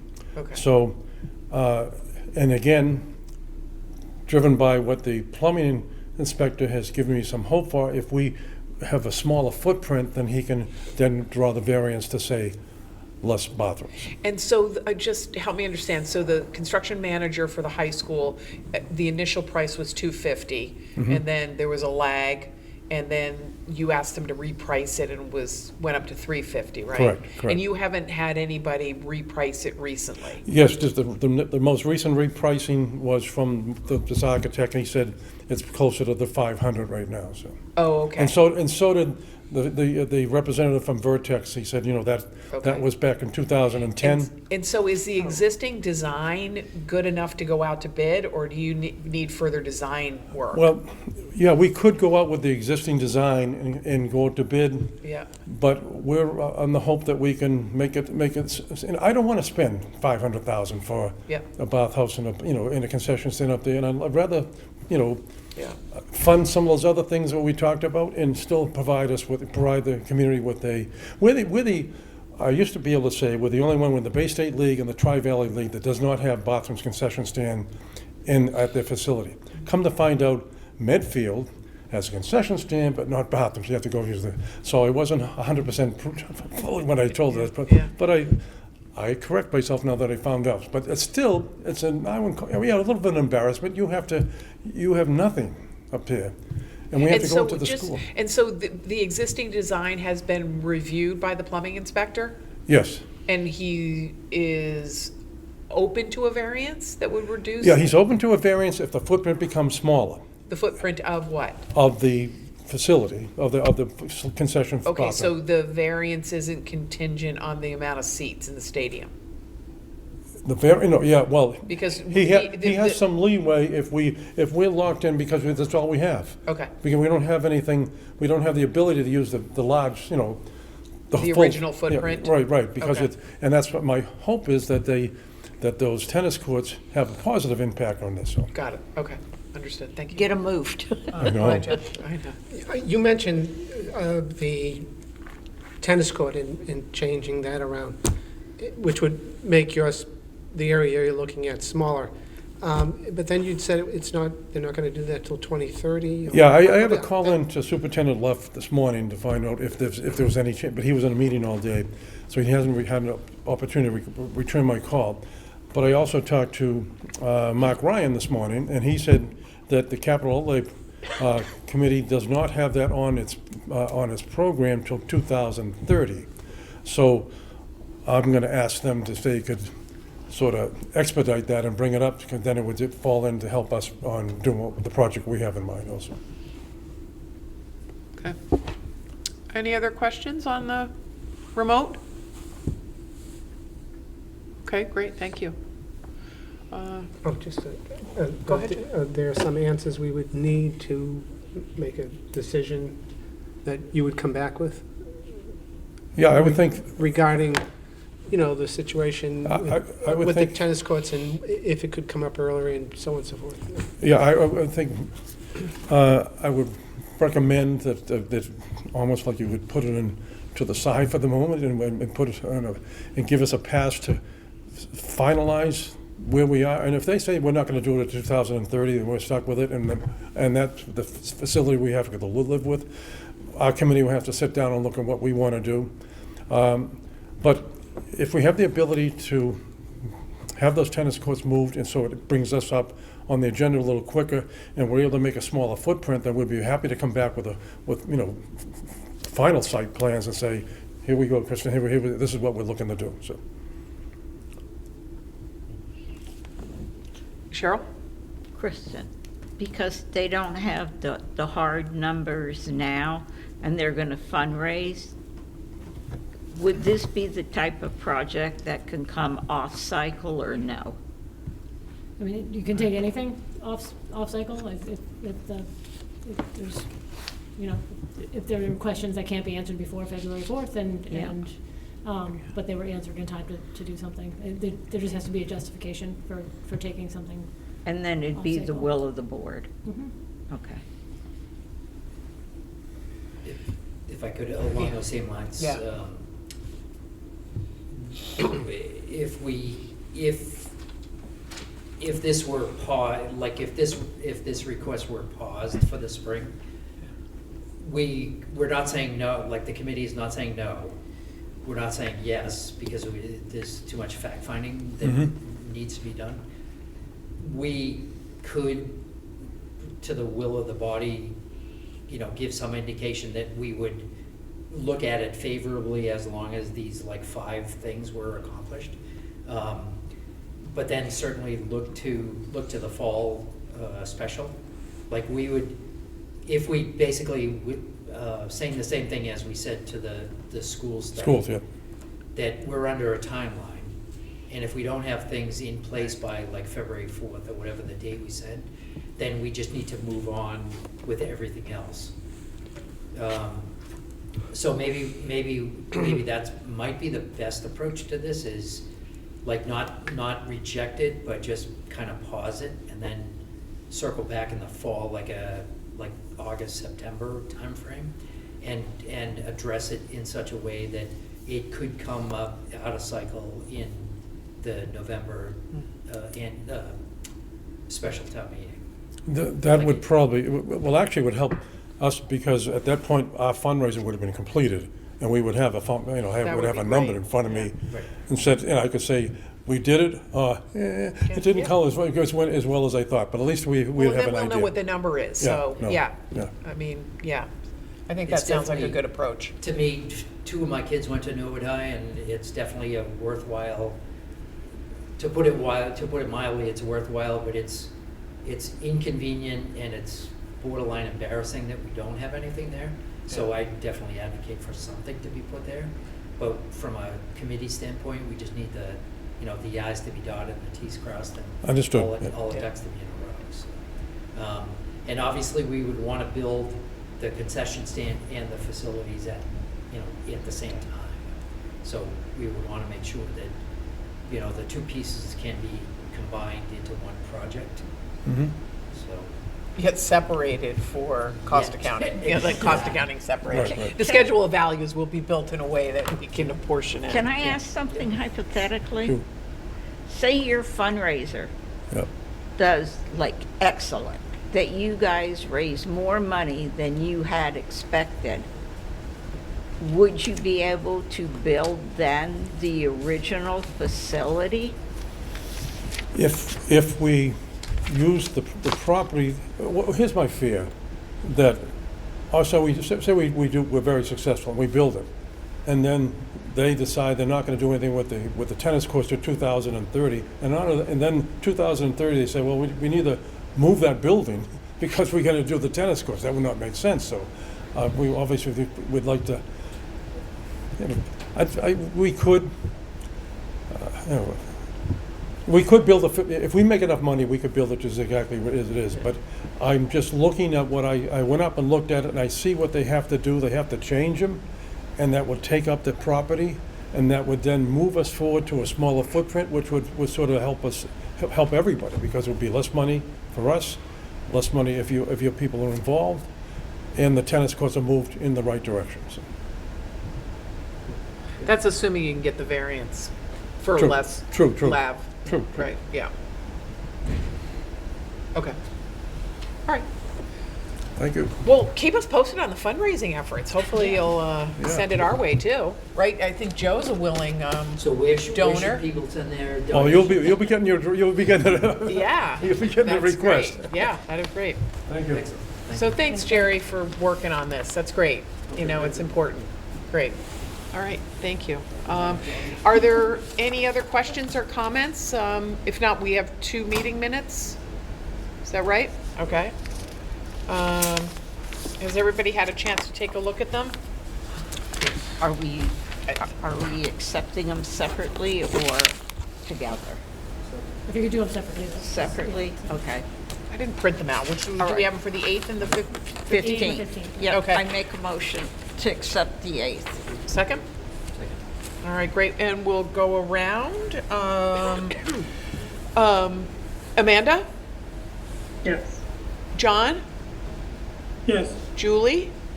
Yes? Cheryl? Yes. Joe Greeley? Yes. Joe Sheehan? Yes. And Catherine, yes. Great, thank you. Can I have a motion? I'll do it. Yep. Great, thanks, Cheryl. Motion on the other one. Second? Second. Great, thank you. Go around. Amanda? Yes. John? Yes. Julie? Yes? Cheryl? Yes. Joe Sheehan? Yes. Joe Greeley? Yes. And Catherine, yes. All right, great. Thanks, Kristen. All right, do you have any correspondence incoming out? Nope. there was Okay. none. All right, great. All right, so our next meeting is Wednesday, February 4th, and we'll dive in earnest about evaluating the applications and making some decisions at that point. Okay, can I entertain a final motion? Cheryl, thank you. Second. Okay. Amanda? What? Motion to adjourn? John, did you have another question before we move to adjourn? I'm sorry. What time on the 4th? Oh, it is at 5:30? 5:30. Town hall. Town Hall, thank you, John, for that. All right, we had a Adjournment? first and a second, yeah, so Amanda, you said aye? Yes. John? Aye. Amanda? I'm sorry, Julie? Aye. Cheryl? Aye. Joe Sheehan? Aye. Joe Greeley? Aye. And Catherine, aye. Great. All right, thank you, everybody. Thanks, Sarah. Thank you.